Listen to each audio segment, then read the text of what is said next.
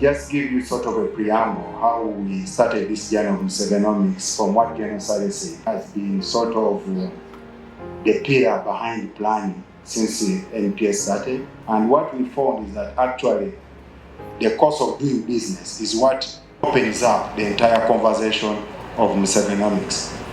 It's mainly around financial, regulatory, and logistical issues that ensure that what the president aspires is realized. Musevenomics at the root cause is actually the individual person. That what enrolled Musevenomics at the core is the common Ugandan.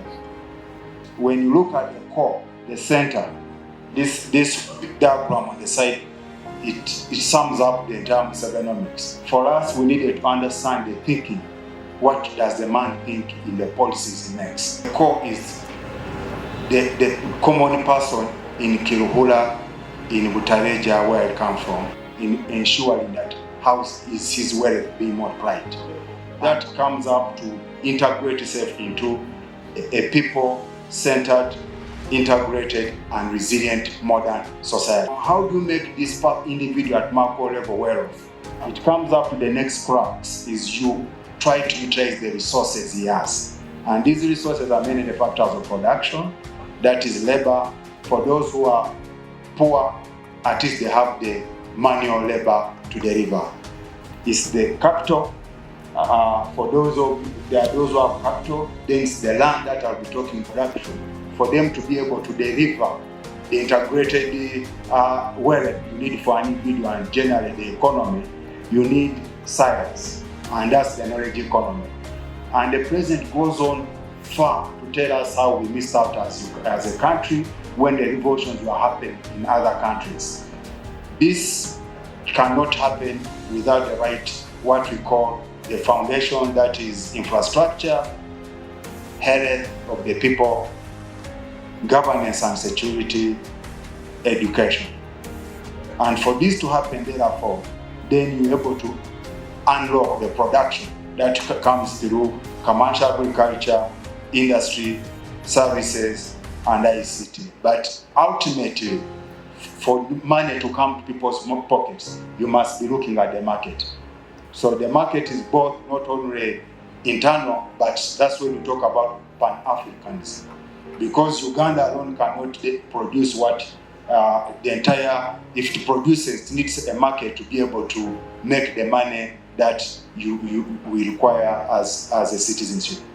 Now, part of the entire Musevenomics is mainly about bringing money into people's pockets. The common Uganda, how do we ensure money comes into people's pockets? So, and how do these people use these factors of production through science and technology to deliver for the market? If you are going to make resources, you are going to make people wealth, they must be engineered to ensure that they are producing for the market. Therefore, if we deliver this diagram, we are able to generate the wealth creation as a nation and then generate the high output and surplus in order to drive the Musevenomics. The cost of production is the engine through which is the oil that lubricates the efficient use of the existing resources we have as a country to be able to produce competitively for the market and be able to build the integrated and the resilient economy that the president has been aspiring. We need to unlock the binding constraints. And these binding constraints are in the infrastructure. We need to be ensured to unlock the infrastructure. We need to ensure we unlock ICT. We need to ensure we unlock regulatory efficiency and taxes. As a country, we have invested particularly in the first NDP1 and NDP2 in quite good road infrastructure. If you look at the numbers on top there, if you compare the road volume we had in 1986, it has increased over 7-fold. So when you look at electricity, we came from 60 megawatts to a current about 2,300 megawatts. In terms of ICT, you will see that we have come from far. In the past, we used to use more. Now we have very good ICT network. But as I'll be talking to it in a little bit more detail, we still have a long way to go. In terms of regulatory efficiency, we have put up so many one-stop centers. Namkekera, for instance, has that one center shopping place where it can unlock the factors of production in that area. If you look at the cost drivers, you can sum them up into 6 highs as follows. 1, the cost of capital. One can say cost of finance or cost of credit. I'll be talking to each of them in a bit detail. 2, the cost of electricity, because it's not about the price of electricity at a policy level of 5 cents, but it's also the cost of lack of electricity, the cost of these disruptions we have been having. All these, when a generator is running, it is increasing your energy costs. The third high, the high cost of transport. The fourth is the ICT costs. In the modern world where we are moving to AI and different digital technologies, you need extension service. The fifth is the regulatory red tape. Then the last is what I refer to as other factors of production. And here we have issues related to land and labor. In terms of finance, as a focus, this country will need to sort out finance to work for the common person. In the next high is the issue of high energy costs. For industries, we should first make this electricity reliable and accessible to all at all times. Is the issue of transport. Transport costs are high for a landlocked country like Uganda. So as a country, while we have done a lot in trying to improve the road network, ensuring that not only are we talking about SGR, but we are using Lake Victoria optimally. Then you find that the regulatory world does not treat Ugandans and non-Ugandans in the same way. So those who can meet the right office get a different bargaining mechanism than the one that a common person gets. On these high cost drivers is the issue of 2 factor costs. One is labor related costs.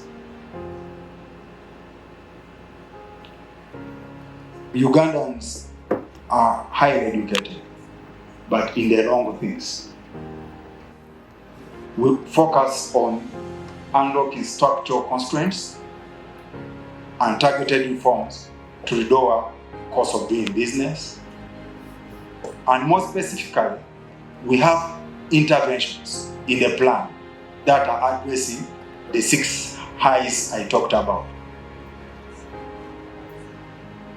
Also, policy and project priorities are designed to lower cost of businesses in NDP4. That when you look at the priorities, these are the priorities of under the NDP4. And they are also the priorities of the national budget in the next 5 years. This same would say we shouldn't be doing everything. Let us narrow our priorities to about 10 to 11 priorities, starting with 1, and all of them you will see they're in a way tailored to cost of doing business. 1 is the issue of full modernization of the economy. 2, value addition in agriculture.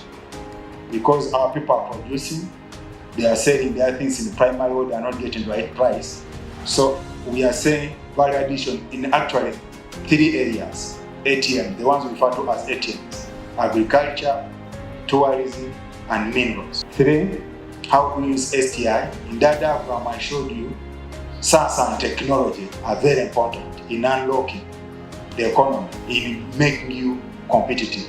4 is similar to 1, that's why I normally refer to them as 10 to 11, because we have already started PDM and ENIOGA. These wealth creation initiatives that H keeps talking about. The other is around the infrastructure similar to reducing the cost of transport. First, we need to maintain the existing infrastructure, but more importantly, SGR is non-negotiable for such a landlocked country. Reducing the cost of credit, and here it's not about to UDB alone, because this cost of credit is a very big issue, that if you unpack just finance alone for this country, then among those priorities, you'll find that we need to sort out, of course, the labor and health issues, the cost-effective solutions in ensuring that our population is healthy and are well educated. Because as a country we are struggling with the debt, we are prioritizing how do we generate revenue locally to sort out debt issues, creative industry and sports.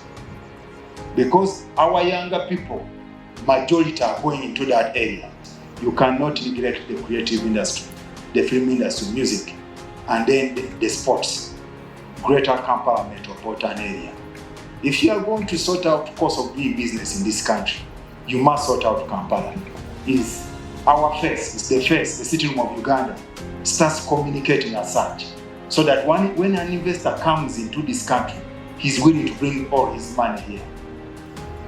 For us to achieve this, we need to sort out the high cost of doing business, the 6 highs. And I'll repeat myself. 1, transport, high transport costs. 2, high electricity costs. 3, high ICT costs. 4, cost of finance. 5, the high regulatory barriers that are failing our people. And lastly, sorting out the impediments in other factors of production, land and labor in particular. The NDP4 has proposed a few interventions, and through the budget, we sit closely with Minister of Finance. We hope to start addressing each of them as we are trying to push this country to a 10-fold growth and faster growth of about $600 billion in the next 15 years.